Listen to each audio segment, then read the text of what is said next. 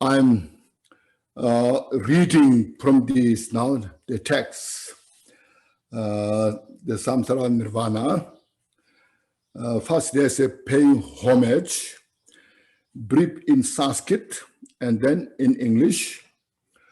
First, it said, Namu Guru Be. Namu means pay homage, and Guru, the teacher.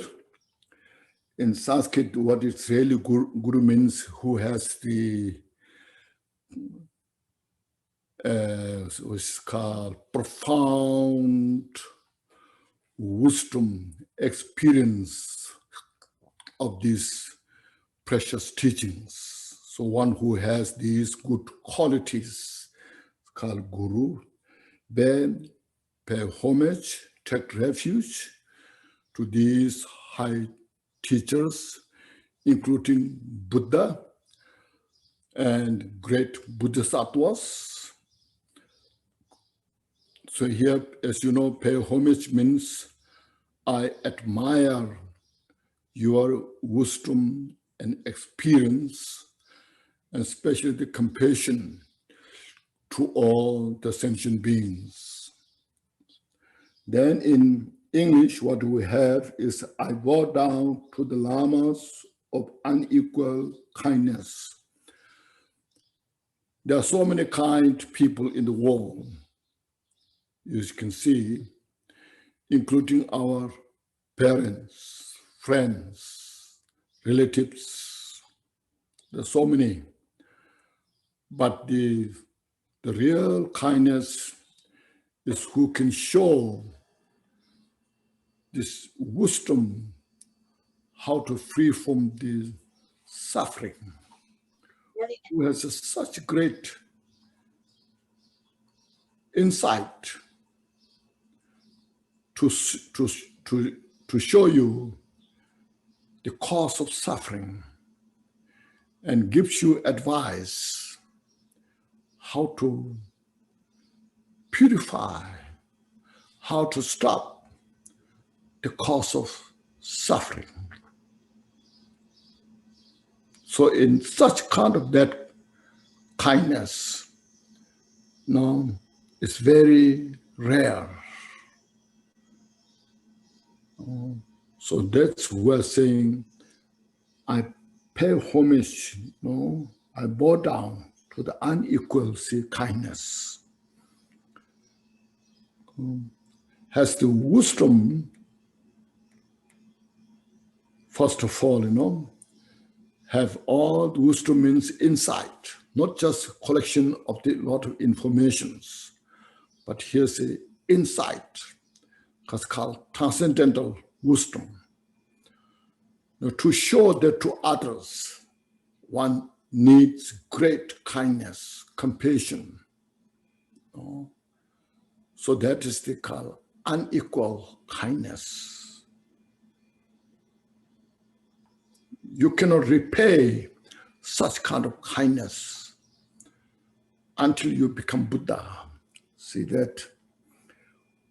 Whose compassionate hands take the migrators from their wandering throughout limitless samsara. See, sentient beings, countless sentient beings, we wander in the samsara, in a vicious cycle of the suffering and cause of suffering. While we are experiencing the suffering, we create the cause for suffering. We create the cause of suffering not out of voluntarily, but out of confusion, out of lack of wisdom, pretending this maybe is okay, this may be good. Then if somebody shows that's not right, and sometimes you defend out of ignorance. Sometimes you become very defensive due to our arrogance, our ignorance. So these Buddhas and Bodhisattvas, great lineage masters, first they themselves went through such a great, it's called journey, sacrificing all the comfort, study, practice the Dharma teachings, seeing these teachings as such precious. There is not something that exists in the samsara. Only through the Buddha's wisdom lineage, how precious it is, how rare it is, and they follow the path step by step. Once they experience it, once they saw the reality nature of the samsara, out of great compassion, then they show to all the others, those who are interested. So that's what's called here unequal kindness. So we should see that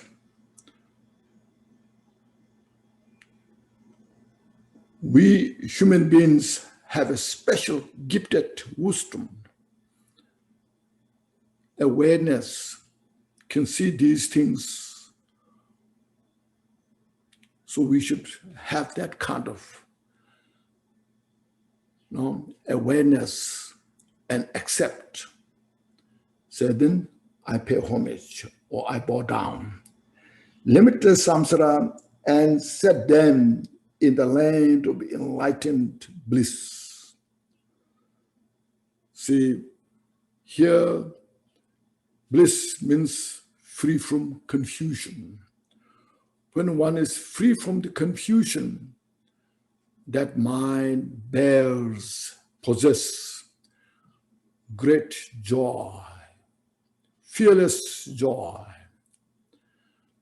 That bliss, joy, is great peace. There's no fear, great peace.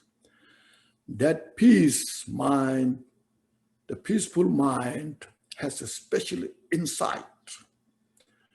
That special insight liberates one from the dualistic samsara and achieves the land of the freedom. So that's what's here, enlightened bliss. So I pay homage to these great masters, who takes us from the delusion and leads to the enlightenment. So I pay homage. So we look at this and meditate and practice. It all goes to our mind. Outside there are so many things. But at the end of the day, it all goes to the mind.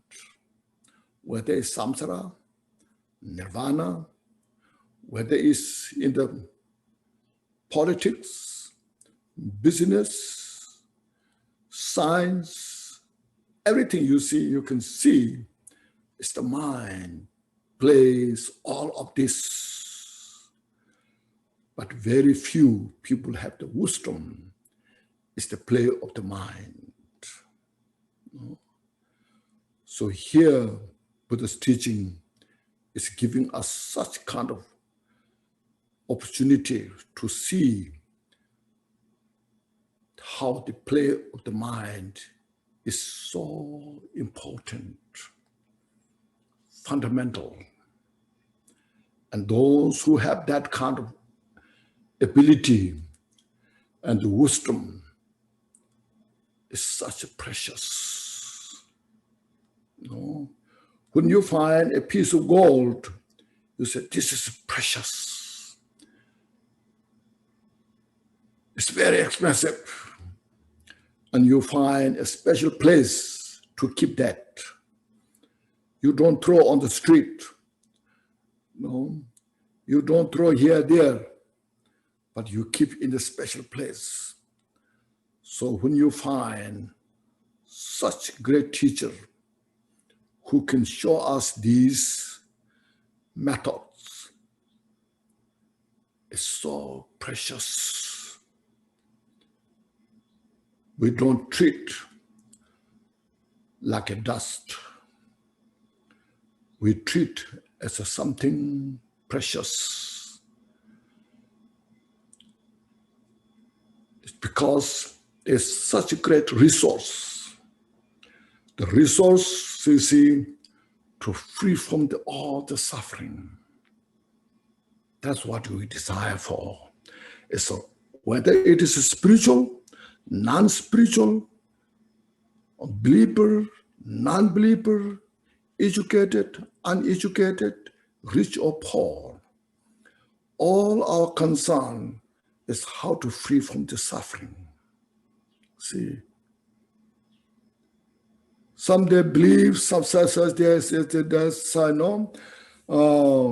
something out there, UFO, there's something like this, all just talking about those things.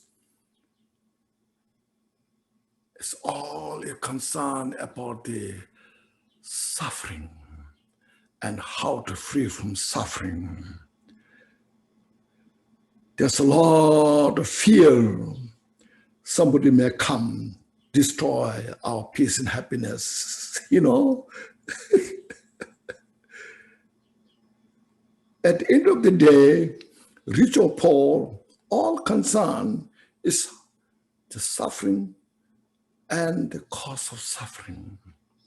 But as mentioned, but we have very little wisdom to see, to penetrate the cause of suffering. Our ego takes the place, and then we become very defensive. So we need to purify those. All this our confusion. So that's as a paying homage. There are so many ways to pay homage. You see, I'm sure you have heard of, first when you see Buddha, Dharma, Sangha, we do frustration, pay homage. Then you see, you study, practice in your mind, you find some precious information. See, and after some time, you study them, you practice them, and then you see your mind related to this wisdom, non-duality wisdom. That's the ultimate way to pay homage. See, so there are many different levels, way of paying homage. So we should see that and meditate on this. And next we'll say, it's called paying some mental out of wisdom, out of respect. So we'll write down these precious things. So see, all the happiness and suffering of samsara and nirvana arises from the appearance emptiness, non-dual nature. To refresh my recollection of Dharma, of the Dharma, that and that of others as well, I have written these words relying on the Congress teachings. See, he has just mentioned appearance emptiness, non-dual nature. See, appearance means all the manifestation, what you can see, all form, what you can hear, all the sound, the smell, the taste, and the tactile at the touch, and then mental objects, all the thoughts, they are called appearance. They appeared. They are just a manifestation. You can see them. You can hear them. You can touch them. You can relate to them. Appearance. But the very nature of this appearance is emptiness. So there's no separation. That very appearance itself is nothing but empty. But that very emptiness is appeared with all the manifestations. So there's no called duality. Since everybody is very familiar about the Heart Sutra, the form is emptiness and emptiness is the form. Many people just chant as a daily, as a prayer. But you see, that's the reality nature of the phenomena. Look at the cloud in the sky. All the cloud appears from this space, from the sky, and then they dissolve into the sky, into the space. See? Or you see, look at your mind, how many thoughts are coming? You like, you don't like, I'm feel happy, I'm not feel happy. All this is all manifest from the mind itself. It's the emptiness. From that emptiness of the mind manifests all these thoughts. And that all dissolved into the mind. It doesn't go anywhere. Like the waves, the ocean manifests from the ocean, dissolves into the ocean. The wind manifests from the air, from the sky, and dissolves into the sky. See, that's the reality nature. Look at this. But when we don't know this, when we don't have the wisdom about this, then we are just caught up within that. We are entangled within that. And then we just suffer helplessly. And then we're looking somewhere else that where we cannot find the solution. So here, Buddha's teaching, you see, is taught that everything is non-duality, is inexpressible. We need to follow the path. To get the benefit, we have to practice. If we don't practice it, no matter how much you read it, you get some sense, but you don't get the benefit. But to get the benefit, then we have to follow the path. So that's where our great masters, like Milarepa, Kyobypa, those great teachers, they taught their students and asked their student, go to the mountain, meditate, get the message yourself. Then they go to the mountains, meditate for months and years, and then they come back to the teacher, say, I went through this. And this much I got benefit. But at the same time, also I have such misunderstanding, confusion. So please now give me wisdom to dispel this confusion and misunderstanding, so that they lead those great disciples, towards the enlightenment. So we need this. We need to practice as much as we can. So here's now saying these teachings that Buddha taught and great masters, they brought down to us. So to refresh myself and to share with others. So I will write down some of this here. So I have written these words relying on the conquerors, teacher conquerors, Buddha, Bodhisattva. Those great masters, they are Buddhas and Bodhisattvas. See. Now next, the actual text, the teaching itself. First, just outlining the ground Mahamudra.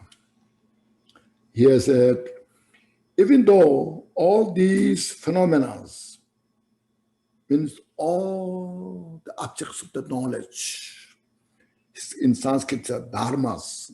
Dharma means that characterize, that brings the attribution, makes sense, whether it's samsara or nirvana. So this called all these phenomena are naturally pure. Their nature is pure. So fundamentally, fundamental nature itself is pure, means uncontrived, unfabricated, as it is called. No pollution. See the river which runs from the mountain, from the snow mountain down, is uncontrived, is so pure, is so fresh. But then along the way, then we pollute, we throw a lot of garbage there. Then we try to clean. See? So all this reality nature itself is uncontrived, unfabricated. It's not a belief system. It is as it is. So you're saying our mind itself is pure, but we pollute it through our contrived, through the imputed thoughts, due to the confusion, due to the ignorance. So that's free of arising, free of abiding, free of ceasings. This arising, abiding, ceasing is the duality, you see. It's called arise, manifest. Then that manifestation is abiding. There's something exist. And then they cease to exist. There's all this done in the delusory state of the mind. But if you look at it, now to understand this, we need the mind, which will come down. But here, if I say, shamatha and vipassana, shamatha and special insight, see. Shamatha helps mind to calm. specify all this bubble of the thoughts. It helps to relax the mind. When the mind is calm, then there's such great peace, even before enlightenment.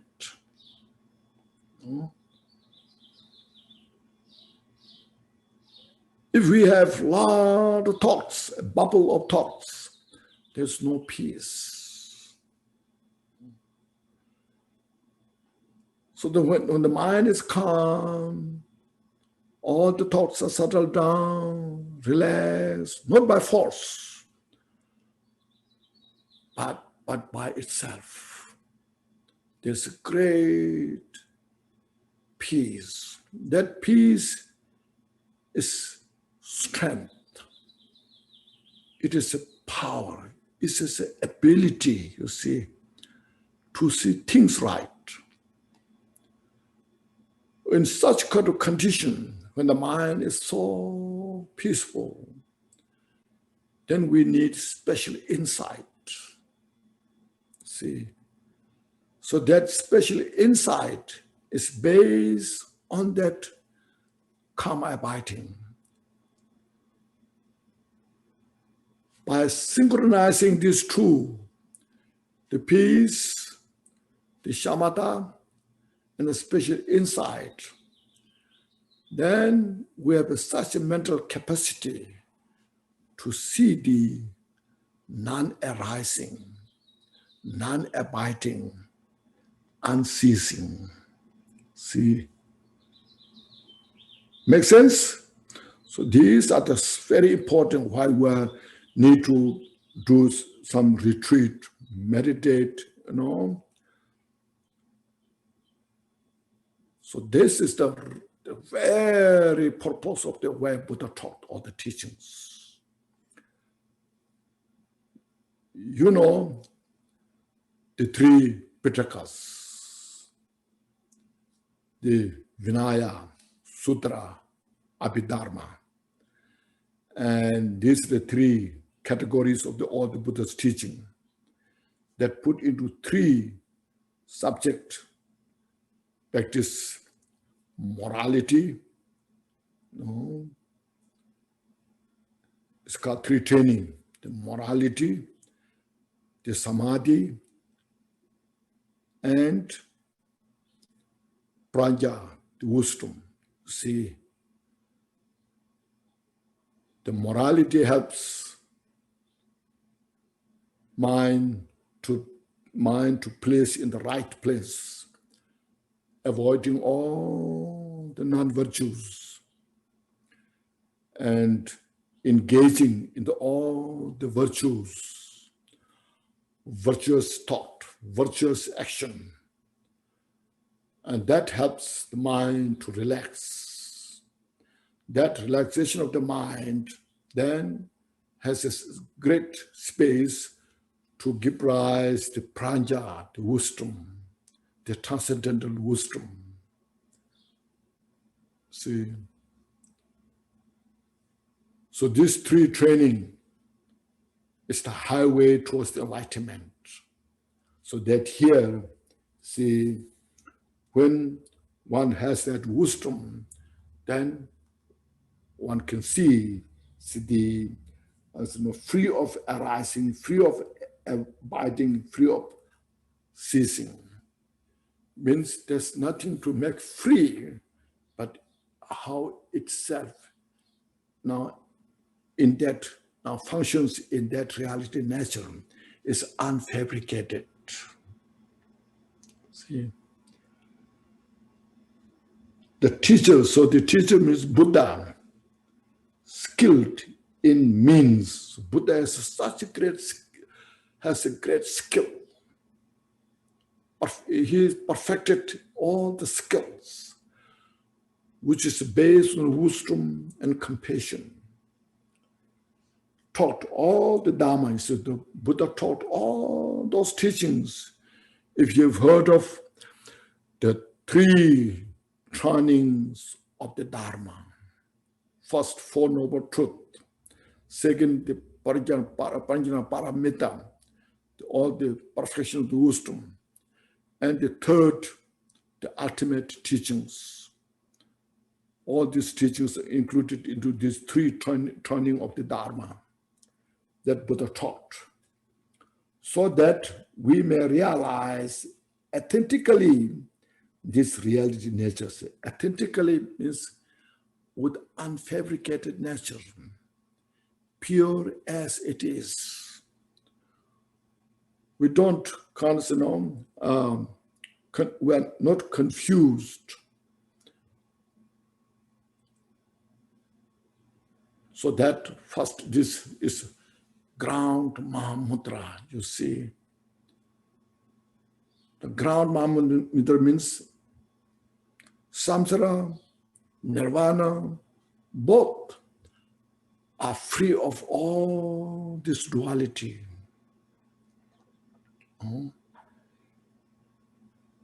Our mind is totally pure as it is. That's the ground Mahamudra. So that's what's called Buddha nature. See, as we have heard of. That's the foundation, you see. In our samsaric state, you see, as I mentioned, we all desire for peace and happiness.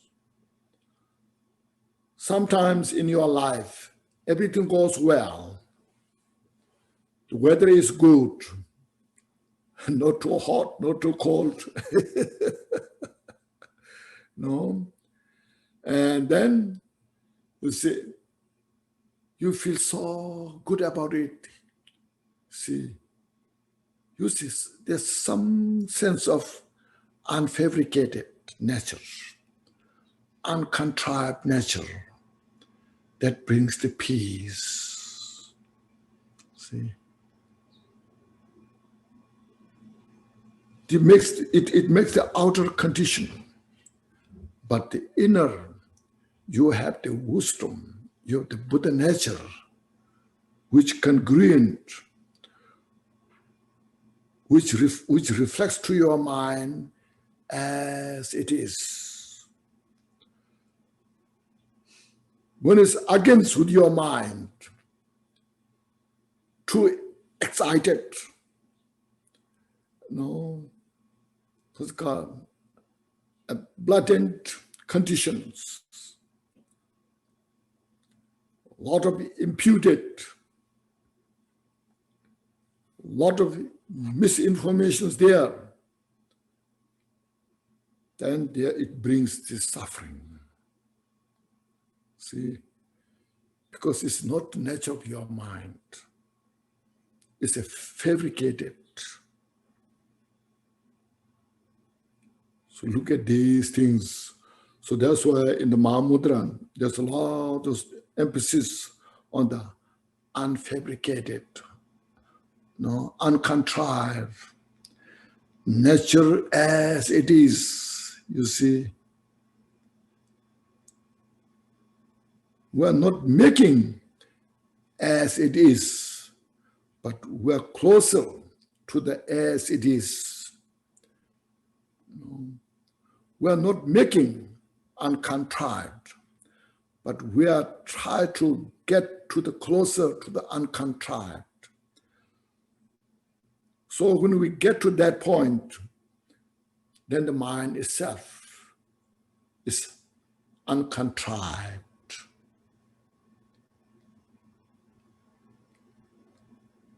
So we in the samsara, from limitless lifetime, were misinformed, miscommunication, and a lot of imputed. Then a lot of fabrications that brings this suffering. And so we should understand these things and meditate on this. Then we really have the real peace. See, So that's why, we should make every effort to realize this natural nature. In that, you see, this glorious, the glorious Chandrakirti spoke of this with these words. So, Chandrakirti, who is the writer of the Madhyamika Avatara. So this is a quotation from his writing in the Madhyamika Avatara, in the 6th chapter, that the teacher means Buddha. So Chandrakirti is quoting from Buddha, taught that all dharmas, all phenomena of samsara and nirvana are pacified from beginningless times. It's totally peace.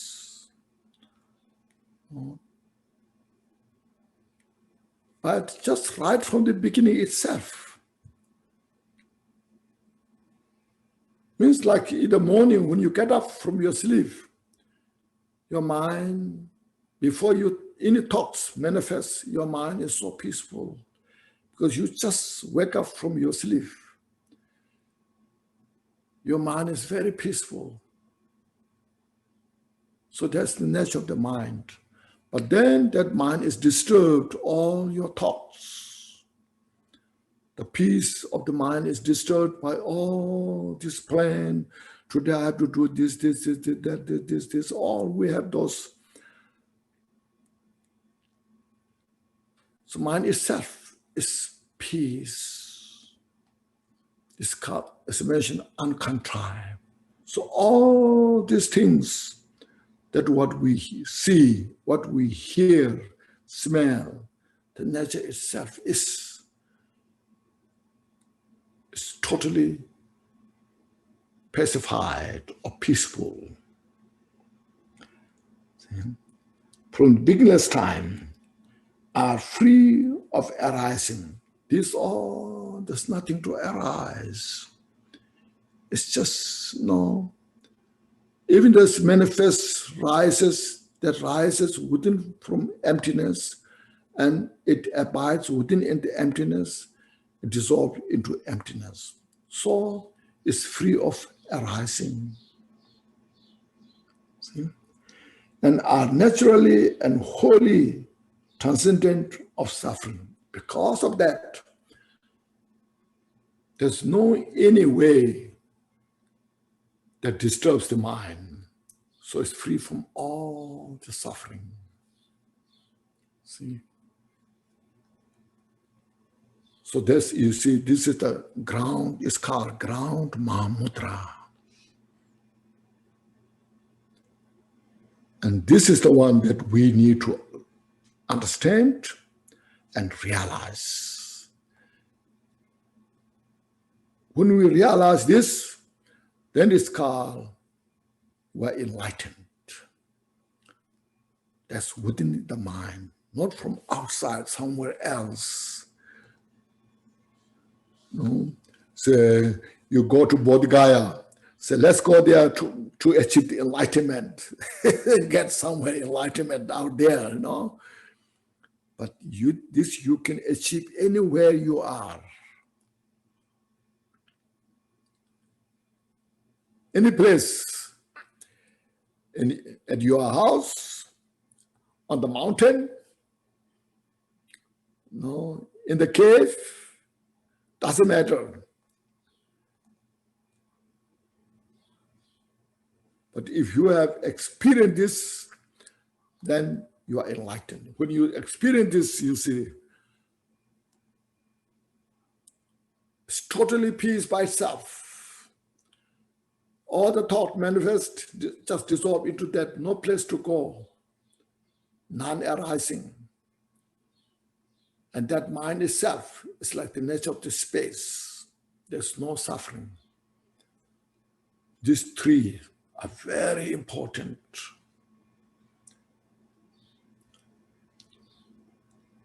So this is the universal. Everyone endowed these qualities.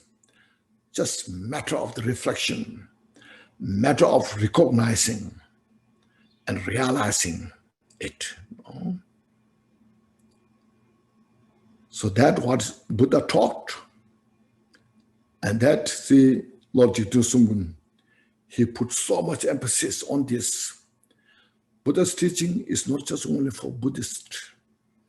Buddha's teaching is for everybody. And Lord Jigten Sumgon said, non-virtue is non-virtue. Whether you believe or don't believe, whether you know or don't know, non-virtue is non-virtue. It's cause of suffering. Whether you are lay people or monks or nun, ordained, doesn't matter. You see.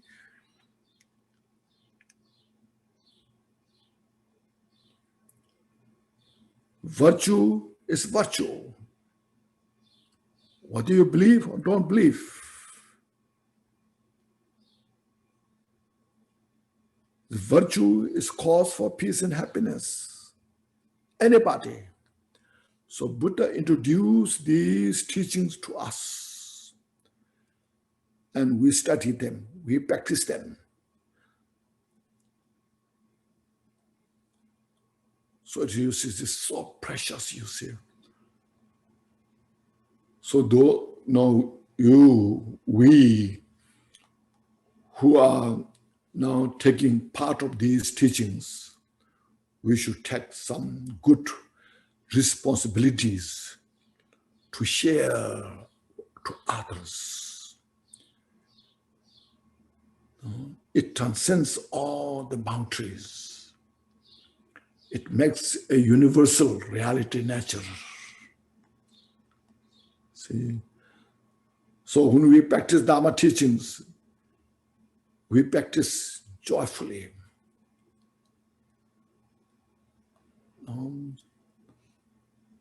So there are many vows, you see, which later will come, but if I say here is okay, it's just reminding,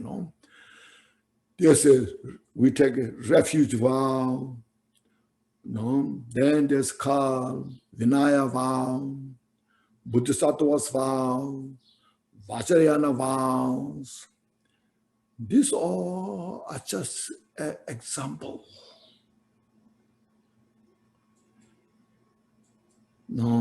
Gives us a method to recognize what are those to practice, what are those to purify.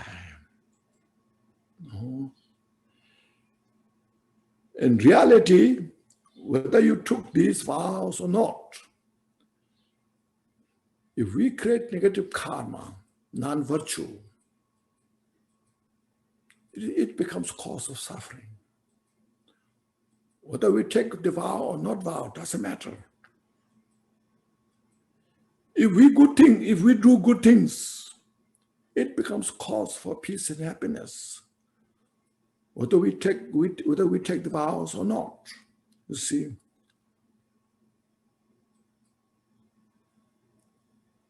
Like say, poison is poison.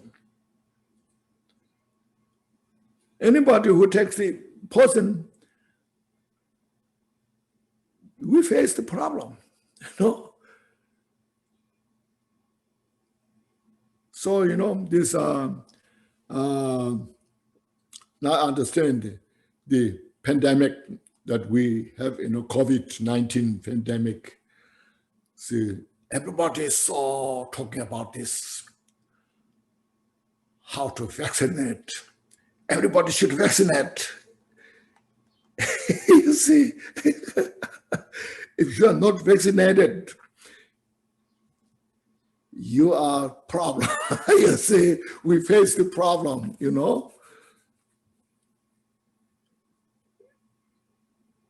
Same thing, We have to vaccinate the bodhicitta.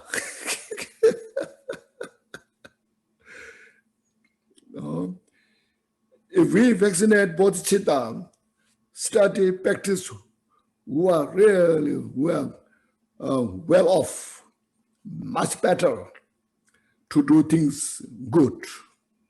So I took the Bodhisattva's vow, what I should do better. How should I improve my life? See, much better off. So if you say, oh, Bodhisattva's vow is very difficult, no, I cannot take it. Then that means we don't care about what Bodhisattva's teaching. And we are just calm. We are oriented to the cause of suffering. Make sense? So these are the so precious things, We aware all the cause of suffering and then make effort how to free from the cause of suffering. Follow the path step by step. So that's these three. Please keep this: free of arising, free of abiding, free of ceasing. That pacify from the beginningless time, are free of arising, and are naturally and wholly transcendent of suffering. These three. From beginningless time, everything is uncontrived, totally peace by itself. Because of that, there's nothing to rise or down, because it is as it is. And since that is the case, it's the absence of suffering.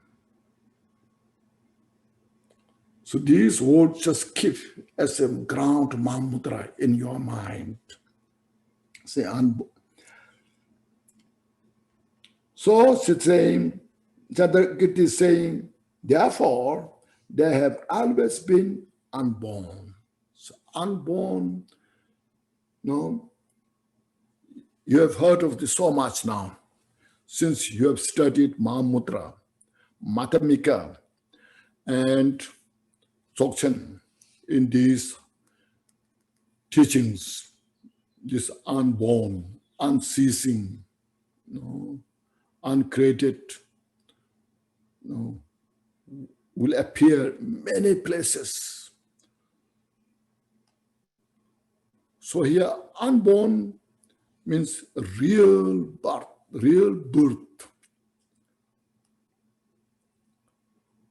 There's no such called real birth. It doesn't mean in the relative state, there's birth. Tree can grow. Mother gives a birth of child. But if you investigate thoroughly, first look at the mother.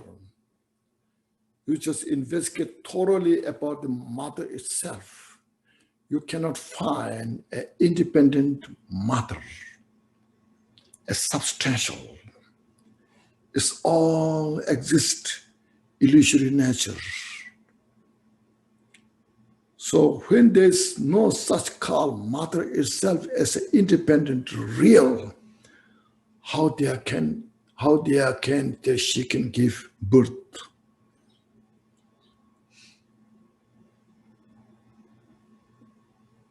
So in our dualistic thought, of course, yes, mother gives the birth a child. Well, the tree grows from the ground. Now look at the tree, the ground, the seed, the fertilizer, all combined together. Then they are called a tree is growing. But if you investigate thoroughly about the ground, about the seed, fertilizer, each and every investigate, you cannot find a one independent tree grows.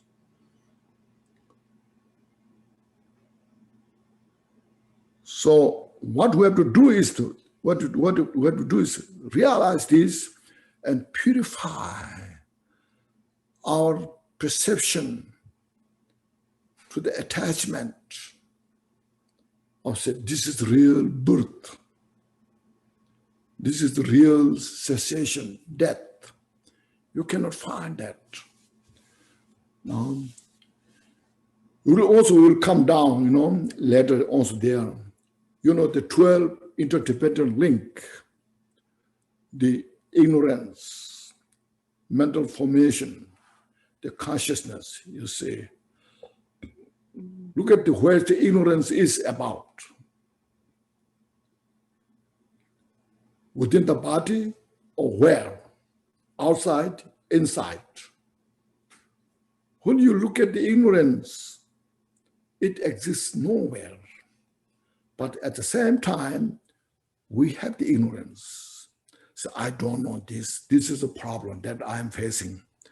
But if we carefully investigate, the ignorance is not exist independently. So as soon as when you realize ignorance is non-existent.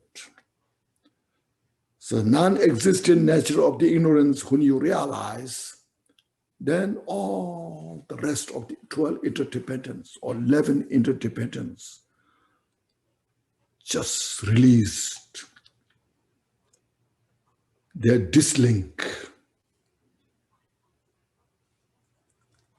So that's why the practice of Dharma is so precious. That's because the ground, Mahamudra itself. See? Then the next, if I read, Samsara and Nirvana are actually of the same mode of abiding, and as such, there's not the smallest distinction between them in the Samsara Nirvana equalness, you see.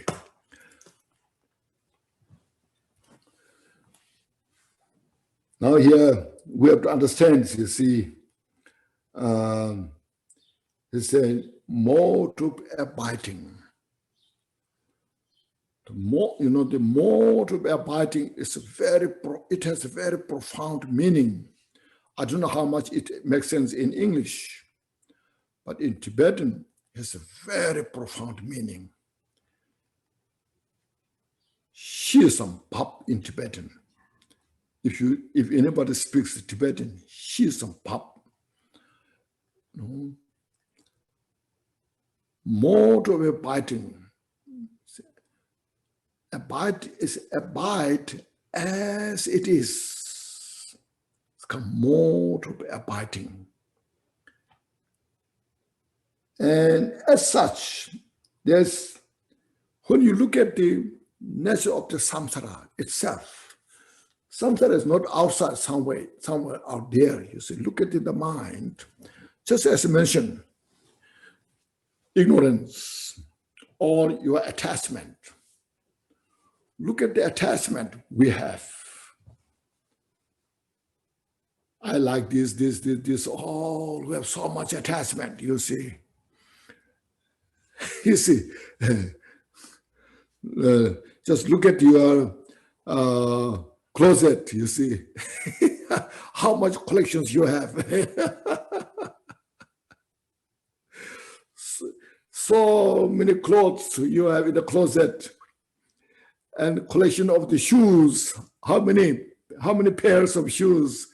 5, 10, 20, no? This is the shoes I wear when I do this. These shoes I wear when I do this. This shoe I wear when I do this, So like that. And the clothes as well. It's all the collections out of our attachment. You see. Oh, shopperholic. We are so attached to the shopping. I like to shop, when I go to the market, I like to buy this, like this, then when I have a pile of some collections, I feel so good. You see. So now look at the mind, just directly. When you find, oh, this is good, I like to buy it. But now look at the mind. Do you really need it? When you look at, do you really need it? Then I say, no, I don't need it. But I like to buy, Then you see, I don't need it because I have enough cloth. 1 or 2, 3 pairs of cloth, I have this enough. Then I say, I should relax myself. Don't be too attached to these things. Like this, you see, this way you can reduce our attachment. First of all, you see, the practice, you see. Then slowly look at the mind. Where is the attachment? It's just a habit. It exists nowhere. Outside of the body, inside of the body, nowhere. It's just a habit. It's just a tendency. But that habit is so kind of deeply rooted, deeply rooted through many lifetimes. It just pops up, so easily, comes out. So to purify that, that's why we need so much mindfulness to reflect on this, how to relax. So that's when you carefully reflect on these, as mentioned, like attachment, there's no real attachment itself. Something exists independently, anywhere.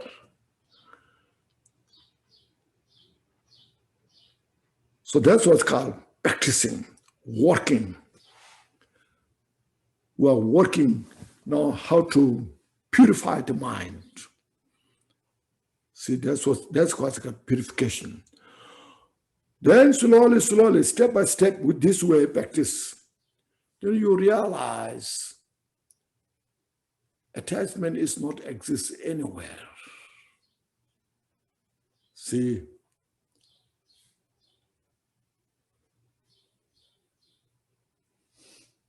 it's everybody's, it's not just monks or nuns or bodhisattvas or Buddhas or lay people or samsaric beings. Our all nature, the non-existence of the attachment is equal to all. But Buddha realized this, and then he understood how much great peace is there, great happiness is there, great joy is there. You see, and we samsaric beings who have lost those attachment, pernicious attachment, difficult to get rid of it. We are entangled with attachment, and then how much suffering we have. See. So that you see, when we're entangled with the attachment, with our ego, that itself is called samsara. See? And when that is transcended, we're not avoiding throwing attachment somewhere else, but through the wisdom eye, realizing the attachment itself is empty by nature. As soon as when we realize that, it's called nirvana, you see. Make sense? So I say, there's no single difference. It's a matter of the realization. See, Dharma is very simple. It's not complicated, but we make so complicated with a lot of philosophies. We add up a lot of philosophies into that, and then we're confused. So these teachings are actually to purify our confusion. But sometimes these big philosophies, they bring more confusion, Then we're so kind of confused within that. What is this? What is that? So these teachings, that what I've said, is called, as I mentioned, it's a ground Mahamudra. These are through the study, through the practice, we can achieve, not just through the praying. So you may say many prayers. Of course, there's nothing wrong with that. But you say, may I achieve nirvana? May I free from samsara? No. May I achieve this enlightenment? You just say prayers and chant all the mantras day and day. May not happen. But if we say those prayers, at the same time practice these teachings, when they come together, combined, it becomes powerful. But only expecting the prayers will bring all the answer may not happen. This is some clarification. So that's why it's called, in Tibetan it's called the Tel Sam Gom. Hearing, studying, and contemplation, and the practice. These three, they go one after another. First you study them. Make sure you understood. And then you need a conviction through the contemplation. You contemplate. You investigate thoroughly. Once you understood, if it is enough, may not be enough. Now need to put into practice. So just as I mentioned, when I investigated my attachment exists nowhere. It's not Buddha said so, or somebody said so, or some smart people said so, but I have the conviction myself. But still I have attachment. What should I do with that now? I have the conviction. I know it. It's not exist anywhere, but still I have an attachment. Now for that, I have to practice. Make sense? So this is such an important point. That's why we should have that kind of good understanding. It's very important. See, the samsara and the nirvana are actually of the same mode of abiding, and as such, there's not the smallest distinction between them in the samsara nirvana equalness. You understood the meaning? Okay, so get to understand this. No? Through this, I studied, practice, so I can express. You see, I can explain these things. When you come to the realization, I'm still a long way to go. See? So I have to acknowledge my weakness. See? So we all should acknowledge our weakness. If I defend this myself with arrogance, then I'm the loser. See? I will not get any benefit by defending this, because I'm defending the wrong one, you know. I have to defend the right one. So I have to defend the enlightenment, not the samsara. So that is, okay.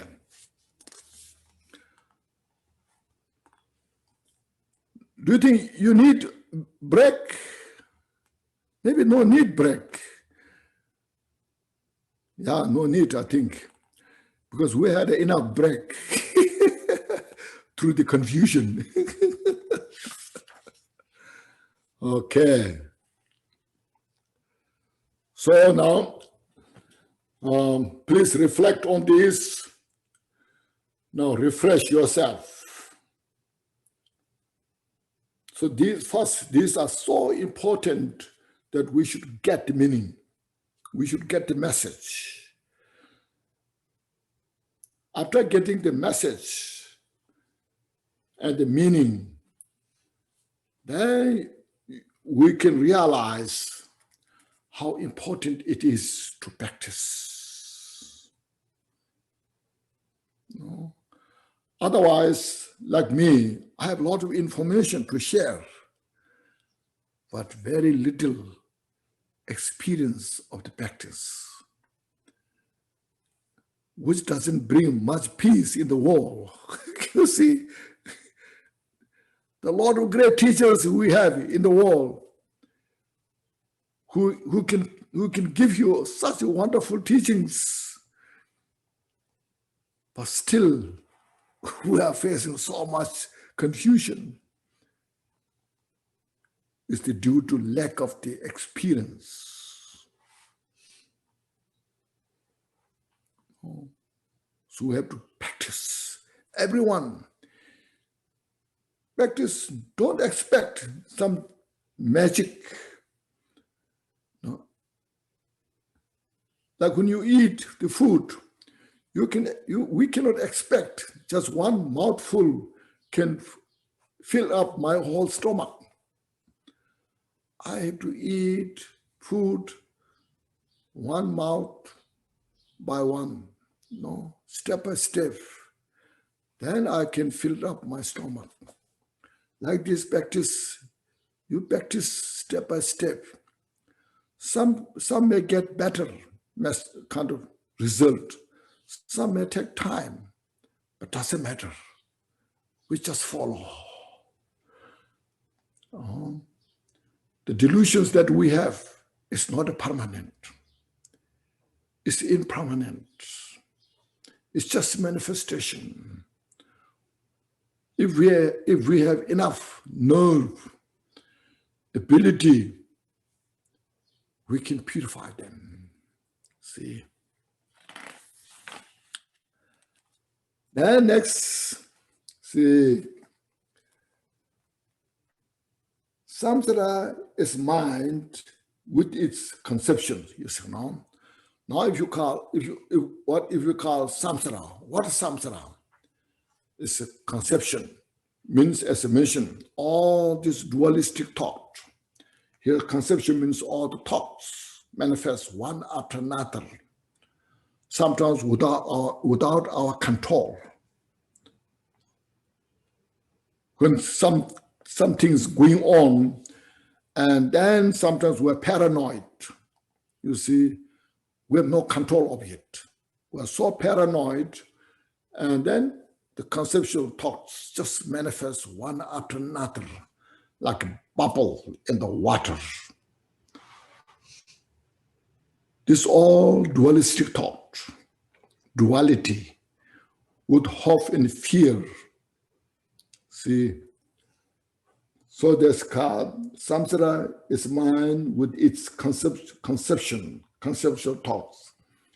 Nirvana, non-conceptual, is a thought without dualistic mind. So nirvana, non-conceptual, free from action and actor. It doesn't mean there's no action, there's no actor. but there's no duality. Because the actor, person who does, like here, I'm talking, you see. If you investigate me, where is Khenchen now? His head, his chest, his hands, legs, stomach, you cannot find. See? It's just illusion. It's just reflection. No. So when you see that, I'm just a reflection.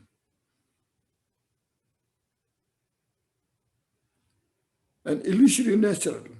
It's just like a rainbow or like moon in the lake. See that when that person, the actor itself, is nothing but illusory nature, which means it's non-exist, then how they can have action? You see? So there's this, action and actor. So please understand that. In the relative state, yes, I'm talking. Say, you can say, today I saw him not talking. He said this, that, you can say these things. It's all relative state. That very nature of the relative state itself is illusory nature. Because of that, that is called non-existence. See? So when you realize that nature, your mind is totally free. In other words, there's no grasping. There's no fixation. See? All the fixated mind, there's nothing outside there to fixate it. Now, when you see the reflection, the moon in the lake, you'll never go there to get the moon. It's just a reflection. Sometimes you may say, oh, that's very nice reflection, the moon in the lake. But you never try to get the moon out from the lake. You see, it's illusion. There's no moon in the lake, you see. If there's a moon in the lake, you'll try to get it, and you build a glass house and put moon in that glass house, But you will never do that because there's no moon in the lake. So all these things in the world, in the samsara, is like that. It's a moon's reflection. You see that, and there's no fixated. There's no precept, there's no perceiver, there's no perception. So realize that. Because of that, he says, so Samsara and Nirvana are the two sides of the same hand, you see. This is one hand, the front, Nirvana, and the back, Samsara. You see, it's a very good analogy. Example. So my hand, Nirvana, and Samsara. In your mind, one mind, when there's all the mental afflictions, desire, attachment, aversion, pride, jealousy, it's all just samsara. See? Then you realize these are just a manifestation. And then you develop love and compassion. not just samsaric love and compassion, but you desire to achieve total enlightenment, Buddhahood. You desire all sentient beings to achieve the total peace of the Buddha, total freedom of the suffering, Buddha. No? So it's your mind, you see. That's also your mind. See, there's no two minds. So that mind, you see, is in nirvana. Now you can see in your own mind the samsaric state of the mind and the enlightenment state of the mind. So one hand, same hand, two sides, you see. So look at this. Oh, I understood this. Now I must practice Dharma. If you see the Dharma as the religion, if you treat it as a religion, of course it's your choice. You want to believe or not believe, if you want to follow or not follow.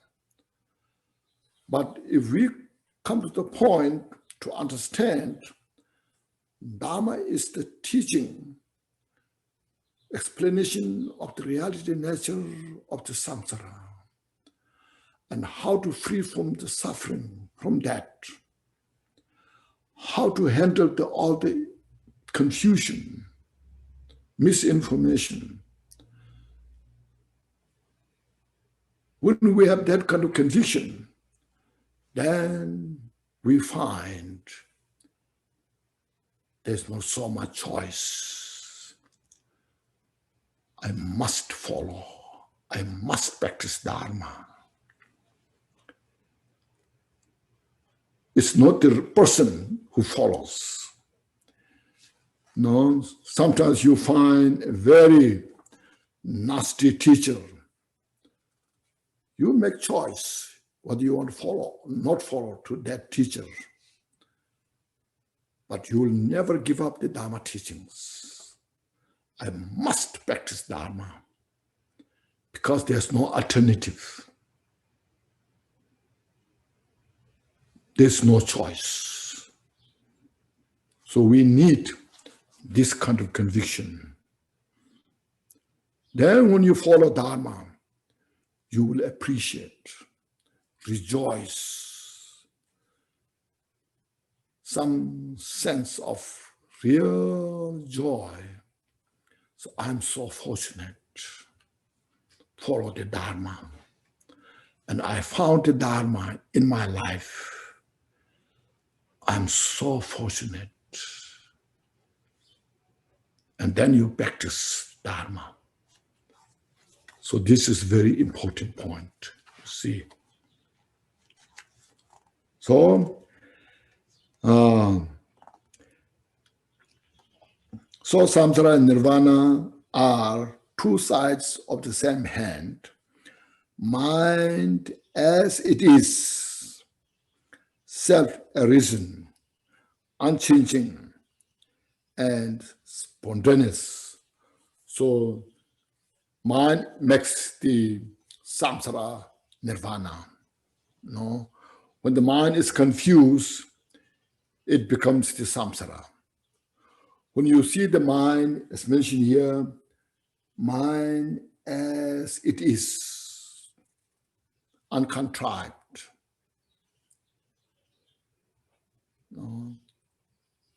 Very fresh. We are not making fresh, but itself is so fresh. It's refreshing. When you reflect on the freshness of the mind, it's so refreshing. See, and say self-arisen, means all the thoughts manifest from the mind and dissolve into it. It doesn't go anywhere. It doesn't manifest from any others. Since everything is interdependent, to give rise to thoughts depends on many causes and conditions. But primary cause itself is the mind itself. And then there's a contributory cause to manifest. But that thoughts all manifest from the mind and dissolve into the mind. The waves, the ocean, manifest from the ocean, no matter how stormy, how strong the storm is, may be, but it dissolves into the ocean. See? In our mind, you see, all this sometimes very aggressive thoughts manifest. Destructive is called blatant, destructive emotions. It destroys yourself. It destroys others. But when the mind, when you slow down, it just goes nowhere, only into the emptiness. So that's what we have to understand this, meditate on this. So that mind itself is unchanging. It never changes. It's always in that way. Like the water in the ocean. No matter how storm there, how strong the wind, how the waves are strong, but the water never changes. It's just a water. So the mind as it is, just as it is. It exists nowhere. Never changes. And all the thoughts and spontaneous is in Tibetan, Lundup. Oh, it's just manifests.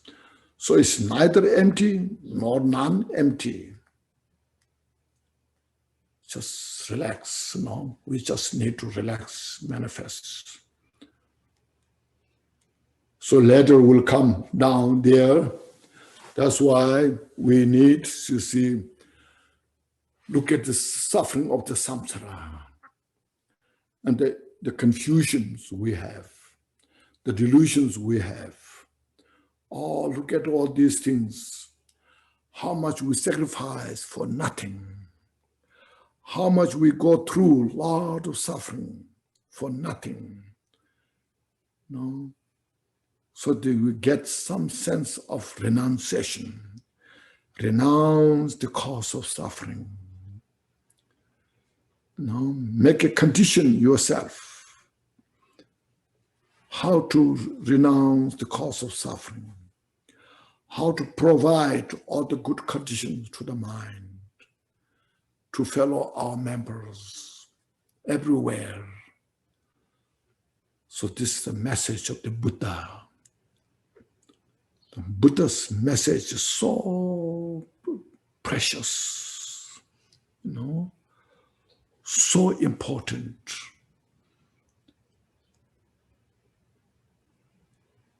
And we just appreciate every minute, recognize, see how precious it is. No matter where you go, even you go to the Mars, you cannot find anything. See? No matter you go other planets, but everything is within us, within our own mind. See? That's the preciousness of the Dharma teaching. that kindles the mind. All the darkness that we face, it can dissolve to nowhere. No. Like say, when your room is dark, and you see, you cannot see anything because it's so dark. Like say your kitchen. Suppose your kitchen is totally dark, no light. You cannot find anything in your kitchen. Plate, cup, tea, all the utensils, all this. But when you turn on the light, then you can see everything. So look at the mind. When the mind is dark, then our mind is so blind, we have no wisdom to see this is a virtue, this is non-virtue. No, this is the cause for peace and happiness. This is cause for suffering. See. So because of this, some individuals become so destructive. They destroy themselves. And of course, they destroy others. Because the darkness in the mind. And the suffering is unrelenting. So there's a relentless suffering, torture. We torture ourselves because of this darkness. So Dharma teaching is the light to dispel this darkness. And we get such a great benefit from this. See?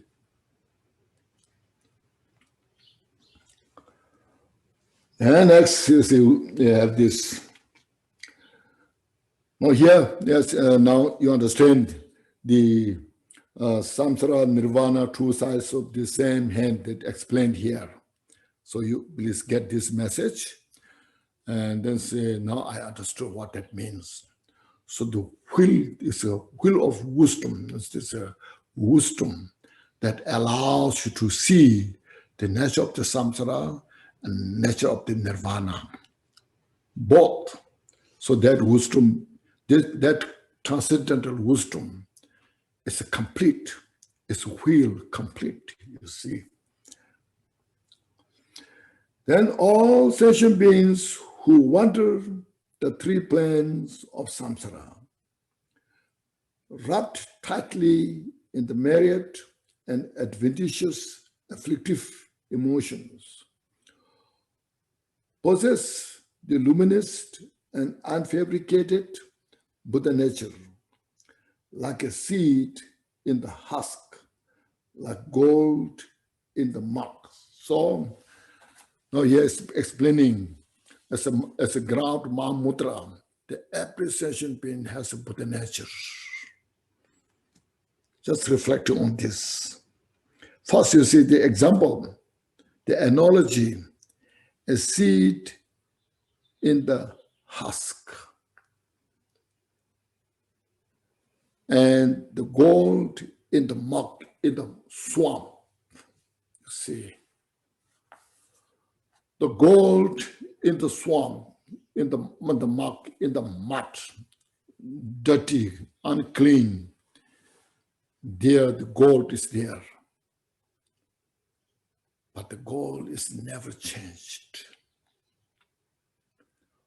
No matter how the gold is inside the swamp, all these dirty things, they are mud. When you pick up the gold from that, wash it, the gold is never changed. It's the same gold. No. Or here it mentioned the seed in the husk, or just oil in the mustard seed, or the butter in the milk. when you took the butter from the milk, the butter is not a better butter after the milk. Same butter, that which is the milk, you produce the butter from the milk. So first look at this, the explanation of the example. So now all the sentient beings has the Buddha nature. Here, planes, 3 planes means, the 3 dhatus. The desire world, the 3 worlds, desire world, form world, formless world. So within these 3 plane or 3 worlds includes every sentient beings of the samsara. So these all sentient beings, wherever they are, in the animal realm, in the human, anywhere, their nature itself is pure as a gold, as a seed, as oil.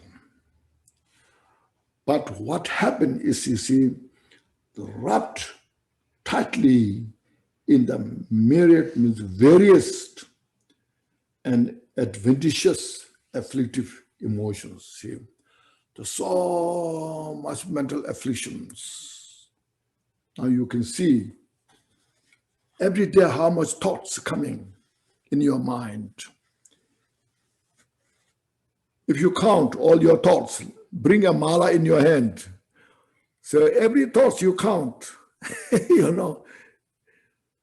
1 million thoughts a day, very easily, See, good, bad, right, wrong, all this you see.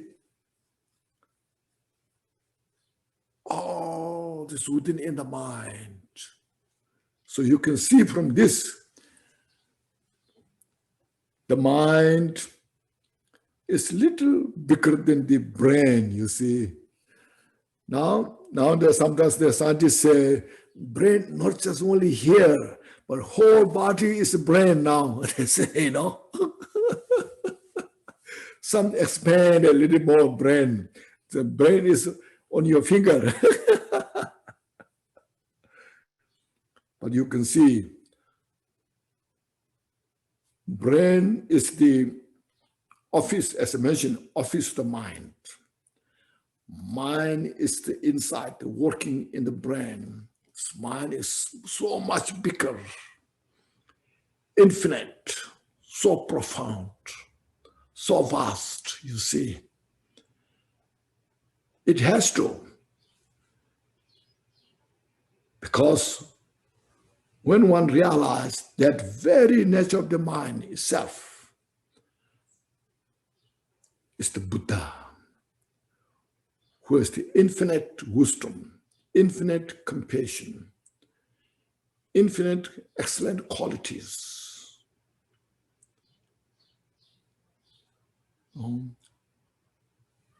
So this is a little bit brainstorming, some kind of brainstorming information. We have to contemplate more carefully, expand our understanding. See, and you see, the mind is, you see, that, so that you see,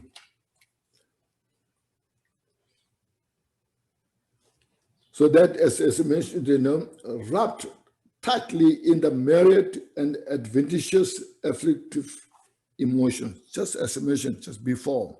I explained, like, say, example of attachment or anger.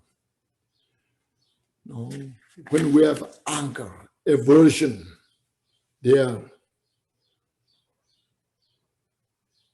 we are so tightly wrapped up with this, my aversion, my anger. It becomes so dualistic. I, you, or they. No. And then when I look at the anger, where's my anger? Look at it. It manifested out of conditions, different conditions. Now, kind of met a condition to manifest my anger, my aversion. But that's just condition. The anger itself is not exist anywhere. See, it's neither inside nor outside. So that very anger itself, aversion itself, which is tightly wrapped, tightly bound, and where I entangled within that. And I'm so ingrained within that. But that itself is because of being manifestation. It exists nowhere. See? So that anger itself is nothing but wisdom. So that's the Buddha nature. If you have heard of the 4 Dharmas of Kyobypa, the 4 Dharmas of Kyobypa, may Dharma follow the path, and the path may follow, in the Dharma. The mind or Dharma follow the Dharma, and the Dharma follow the path, and the confusion be dispelled. Confusion be dispelled from the path, and then confusion dawn as the wisdom, as you know. This shows how a progressive the practice is about. We have to practice step by step. Sometimes you see, when you hear Mahamudra, Mahamudra will give you enlightenment in the instant. Or Dzogchen gives you instant enlightenment. You're so excited. Yeah, give me that. So how I achieve, how I have to achieve that. Please give me, And then the teacher will give you something, they say, this is nothing, How I can do this, But if you practice step by step, then you see. First, you have to have Samsara is the place, is a dimension where we cannot expect all happiness, success that we want. No, Samsara is, there are some people, say there are some billionaires, they want to be so successful, being billionaire, and want to have all the happiness, But when they become billionaire, then they fight each other. They confuse each other. They suffer each other, So now what? I know, there's some paying some millions. They want to go to the space, possibly in the Mars. I don't know how much they can get it. So this is in the you see, it's called purify attachment to this life. They purify the 8 worldly concerns. You have heard of that. Just make one more step. Next life, make a better condition. That's called lo chosudwa, or mind follow into the Dharma. So it means avoid all the non-virtues, practice all the virtues. Then after that, you see, That also, next life, a better life, doesn't mean there's no guarantee for peace and happiness. You have to be free from samsara. So then you achieved arhats, sharavakas, partik buddhas. So that is also not an ultimate destination. It's not totally free from suffering. And you say, then what? No, you go through step by step. Confusion, despair from the path means we have a confusion of attachment, self-grasping, without realizing emptiness. So then you realize there's no self exists. These, as I mentioned, these attachment, aversions are not exist through the study, practice of the emptiness. Still, we go through step by step. You see, the 10 bhumis, from first bhumi to the 10th bhumi. No, you realize emptiness in the first bhumi, but that's not the ultimate. You have to go through all the steps from the second bhumi to the 10th bhumi. Still, you are not fully perfected. So then, confusion dawn into the wisdom. Means, as I mentioned, the very nature of the samsara itself is nothing but enlightenment. See? So that's how profound the teaching is. The teaching is profound because our mind is very profound.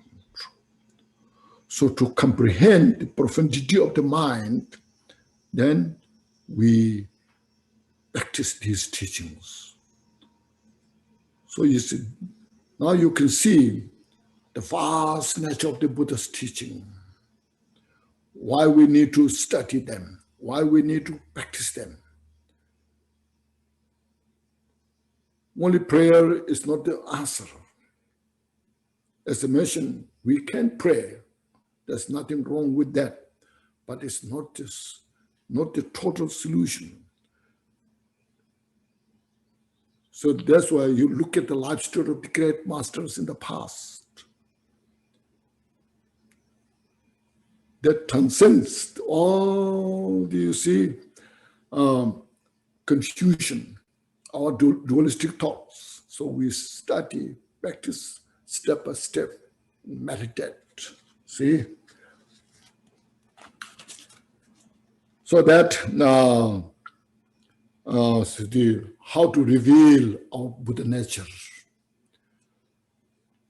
As soon as when you see the milk, so butter is in the milk, we cannot use the milk as the butter. We cannot use the mustard seed as oil. First, we have to know there's a butter in the milk. There's oil in the mustard seed. Or there's a gold in the muck or in the swamp. Then, after having that information, then we follow how to do that, how to produce the butter from the milk, how to produce how to produce the seed from the husk. Then step by step, it takes time. Like nowadays, here in medicine, when I walk, I see a lot of the cornfields, The cornfields, now they're growing so well because the weather here has been wonderful. So all the corn ears started coming, step by step. So it took, first plant the seed on the ground, then with the proper weather, fertilizer, and good temperature, the rain is fall timely, the step by step, like that. look at that example and look inside the mind. We have to harvest our bodhicitta with this way. So all this to do, so bodhicitta is the most important. Bodhicitta is the, as I mentioned, bodhicitta is the vaccination for Buddhahood. Okay. Bodhicitta is a special vaccination for the Buddhahood. We must vaccinate of the bodhicitta in our mind and then go forward step by step. So this way, then when time goes, like as mentioned, the corn will harvest so beautifully. Likewise, we have to follow the path step by step this way. And then here, confusion is samsara's aspect. So the samsara is a state of confusion, or samsaric. I should say, the confusion is the state of samsara. Or the samsara is manifestation of the confusion. Look at that way. Then it's characterized or characteristics unceasing suffering, because the confusion means delusion. First, ignorance. Then all the myriad of various mental afflictions there. That brings this suffering. So suffering doesn't come from without cause or through incomplete cause, but through that confusion. Now, the confusion confusion manifests the samsara, and within the samsara, the suffering is there. So there's the confusion is samsara's aspects. Its characteristics, unceasing suffering. So we cannot complain in the samsara with the suffering, because as long as we have the confusion, the suffering is there. The suffering is the characteristics of the samsara or confusion. Nirvana is confusion purified and awakens. So nirvana means this confusion itself is exhausted, dissipated, and mind, the nature of the mind, or the Buddha nature is fully awakened. All this confusion has no place. So because that, our suffering has no established basis. There's no basis for suffering. There's no cause of suffering. See, now this is, I hope it made a good understanding about, first of all, about the Mahamudra, and also about what is samsara, what is nirvana. So you go through these, reflect again and again, repeat, and then say, why I should practice Dharma? Will give you very good reason why we need to study, practice Dharma. And there's no alternative. Usually I say, there's no negotiation. If you say, sometimes you may say, what if I practice this much? It's okay, without to negotiate. So we have to purify all obscurations. In that, there's no negotiation to become Buddha. See? or to fully awaken our Buddha nature. So then you say, oh, what a great. Then we become so sincere ourselves. Doesn't matter you are ordained, non-ordained, lay people, doesn't matter. Like Milarepa was not ordained. Many of his disciples are not ordained. But they practiced Dharma and they achieved the enlightenment. The few who are ordained, like Kyobypa, the few are ordained Milarepa's disciple. But majorities at that time is not ordained. A lot of ordinations came later during the time of Kyobypa. Then at the time of Kyobypa, there's a ordained, not ordained, there's also mixed. But everyone practiced the Dharma without negotiation. Sometimes you can go to the teacher, I'm not ordained, so it is okay if I practice this much. You see, because non-virtue is non-virtue. It transcends, or regardless you're ordained or not ordained, wearing robes or not wearing robes. No, because you see, there are so many ordained. First they wear robes so beautifully, but later they disrobe, you see. So it means there's no guarantee, who are wearing the robes, who are ordained, no guarantee. The mental afflictions, it's a mental affliction, will try to take over with anybody, no matter what kind of title you have. Maybe you have a very high title.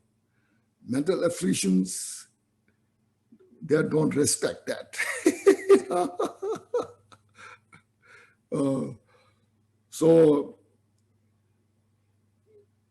we Dharma practitioners, some are practicing Dharma for many years, but still mind is very confused because we haven't made enough progress, to delete these mental afflictions. And some, they make very good progress in a very short time because they made such a sincere effort. So it's all our individuals, effort, conviction. So do those things and then, reflect, meditate, practice. Then from here, there are 7 points. What are the different causes that wanders in the samsara? So it's very important to reflect on those. What are the primary cause? What are the contributory cause? And the timing of the samsara, so forth. So we'll reflect next 3 Saturdays. But today I think you got good information about these things. So I try my best to clarify as much as I can. Because I cherish Dharma so much. And I feel we are so fortunate to follow Buddha's teaching. And I feel Buddha's teaching is the real answer for these 21st centuries. Especially when we go through these kind of pandemic, all these difficult things. I wish everybody has some wisdom about the Buddha's teaching so they can make some difference. So I try to explain, try to contribute as much as I can. But I am not an independent person. I have to depend on many causes and conditions. All the causes and conditions have to come together. If one cause is missing, it collapses whole system. So we all have to make contribution. Everybody take the responsibilities and do things our own, what one is supposed to do. Okay. Now here first please take a deep breath. Please inhale fully and exhale. Just refresh your mind. Make your mind as a space. So vast, so profound.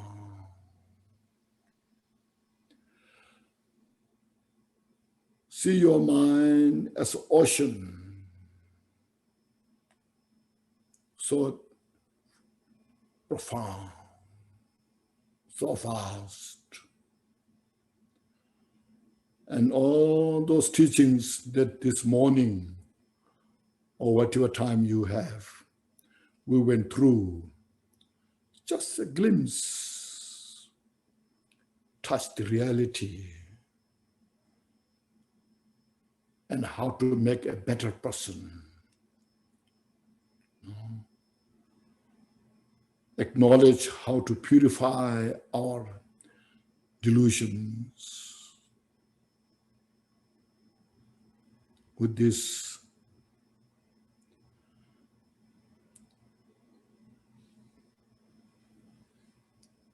And then, now if you have any questions, we have a few minutes. Rinpoche, I have a question. Yes. If I look out my window and see a tree, which I can do right now, and I have a thought, that's a tree. But if I go outside and touch the bark of the tree, is that experience of touching the tree, is that a thought?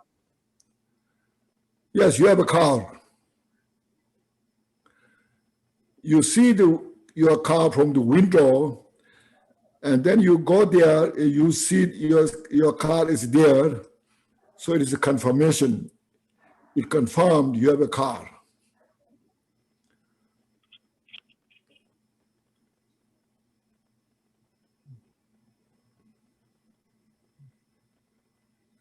Then what?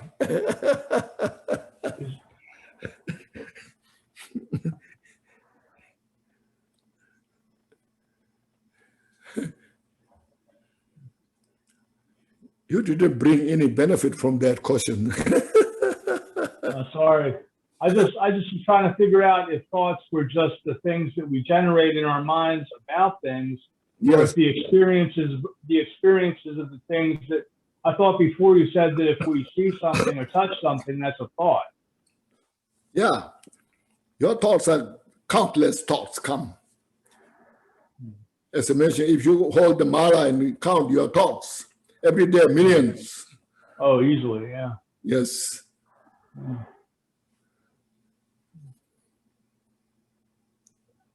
Thank you, Rinpoche. Yeah, no problem.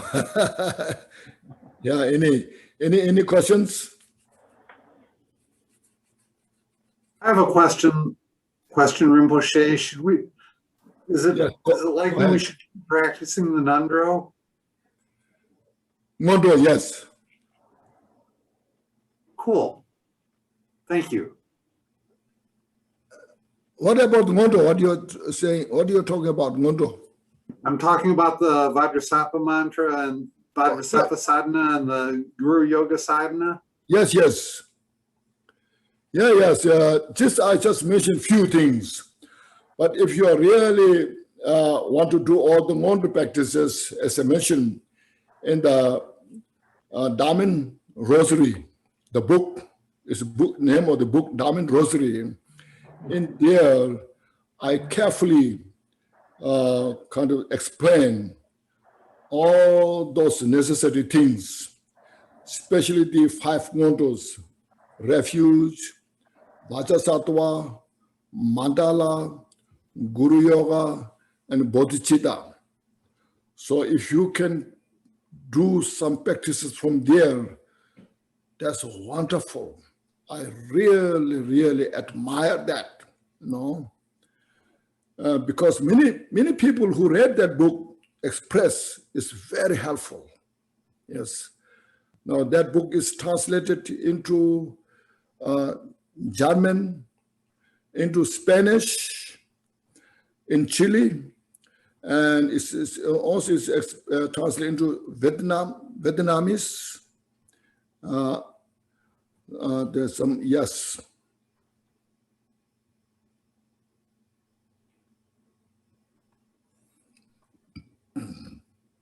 Thank you very much. Yeah, you're welcome.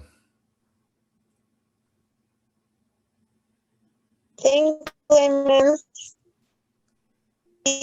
From Chile. Yes, from Chile. Yes, Elizabeth.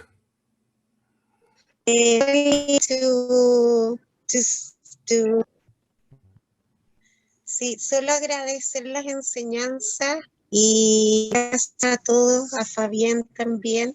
Y gusto tenerlos siempre. Nos vemos el próximo sábado.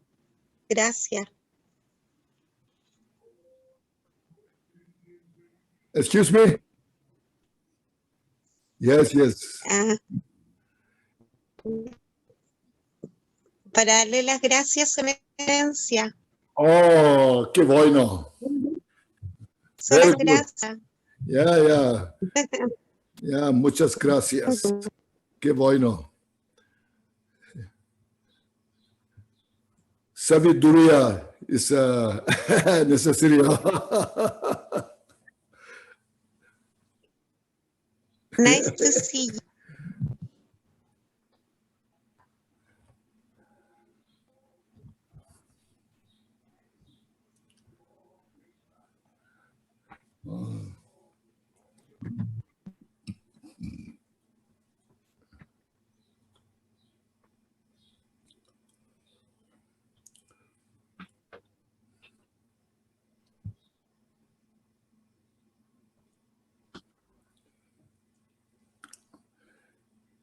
Yes, today, we got very good opportunity about the first part of this book, explaining about as a ground Mahamudra in reality nature or in the ultimate nature. Both Samsara and Nirvana are equal in the unfabricated state. Uncontrived state is sometimes called free from a liberation. So just reflect on that. Just I explain few things about that, looking at your mind when there's a strong attachment, aversion, or pride. Look at that. This all our attachment, aversion, our ego is just imputed. It's all just manifestation of our habit. There's no foundation to that. The foundation of those mental afflictions is nothing but manifestation. Because when you have the wisdom eye, look at it directly, penetrate their nature, you cannot find they exist. They exist anywhere. It's just a mirage, you see. To reflect on this, encouraged from this, inspired from that reality nature, go forward to purify all these mental afflictions. Later it will come, that these mental afflictions, they are nothing but they only bring the suffering, confusion. And we don't need those confusion. We don't need the suffering. So Dharma teachings, Buddha's wisdom is the way how to handle these. So we just meditate on this, reflect on this, appreciate yourself. Whatever time we have, just spend for this. You see, look at, there are so many people in the world that are suffering so much through those confusions. Conflict in the country, conflict with others' country. So much fear, suffering is there. So we develop sense of great compassion. And then we bring the Dharma into our heart and practice as much as we can. And we can get the benefit, no doubt. And then we can share to others. So for this, sometimes when you have a small group, it's very helpful. You share this to your group, and then other people around, surrounding, sharing others is so helpful. That's called altruistic thought, altruistic action. First, you cultivate altruistic thought. Then you put altruistic action to others, but without expectation. Just you do what you can to contribute. As I try here as well. I try to share this anywhere with anybody, whoever requested.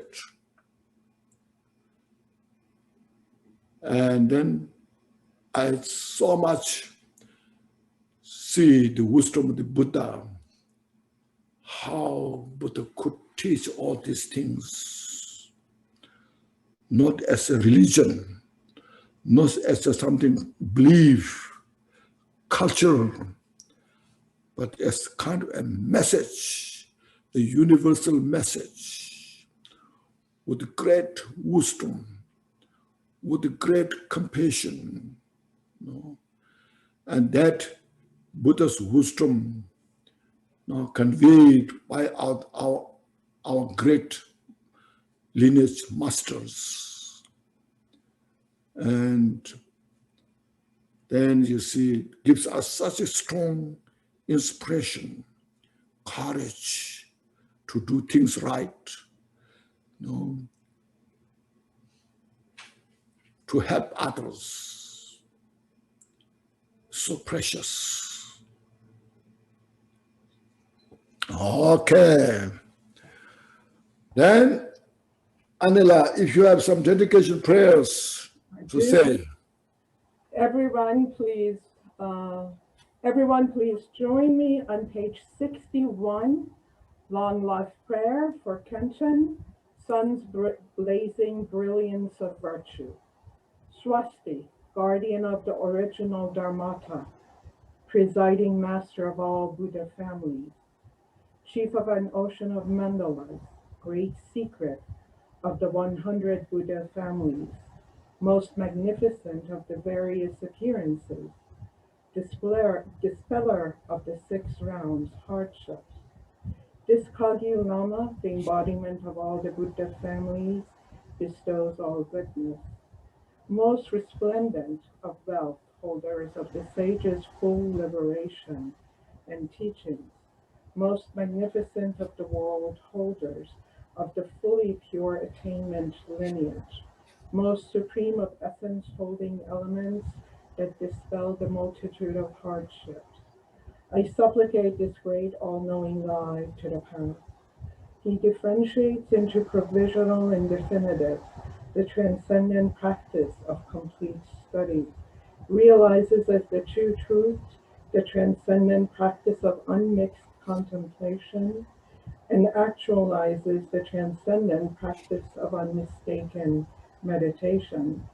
May this maintainer of the sage's tradition have a long life.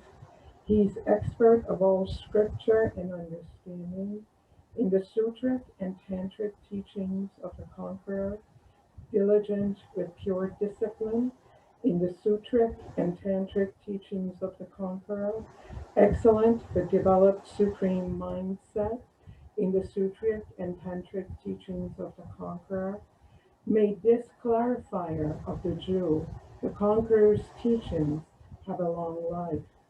He roars the thunder of the teachings of the Gongchik, flashes the 1,000 lightning bolts of the ignorance, suppressing Gongchik, showers the sweet rain of undeclined Gongchik.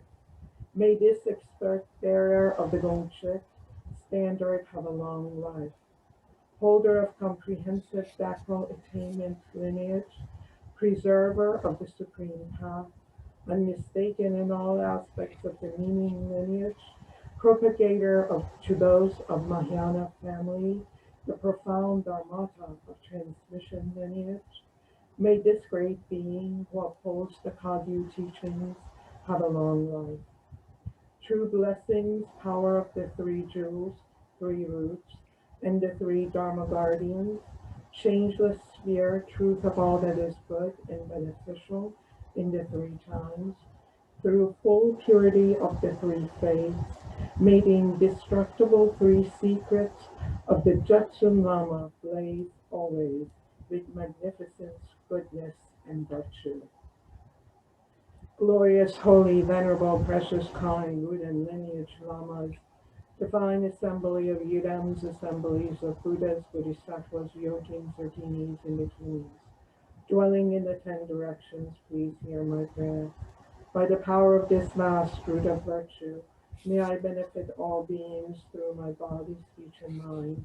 May the afflictions of desire, hatred, ignorance, arrogance, and jealousy not arise in my mind. May thoughts of fame, reputation, honor, and concern for this life not arise for even a moment. May my mind stream be moistened by loving kindness, compassion, and bodhicitta. And through that, may I become a spiritual master with good qualities equal to the infinity of space. May I gain the supreme attainment of Mahamudra in this very life. May the torment of suffering not arise even at the time of my death. May I not die with negative thoughts. May I not die confused by the wrong view. May I not experience an untimely death. May I die joyfully and happily in the great luminosity of mind as such, and pervading clarity of Dharmata. May I in any case gain the supreme attainment of Mahamudra at the time of death or in the bardo. By the virtues collected in the 3 times by myself and all beings in Samsara and Nirvana, and by the innate root of virtue, may I in all beings quickly attain unsurpassed, perfect, complete, precious Buddhahood.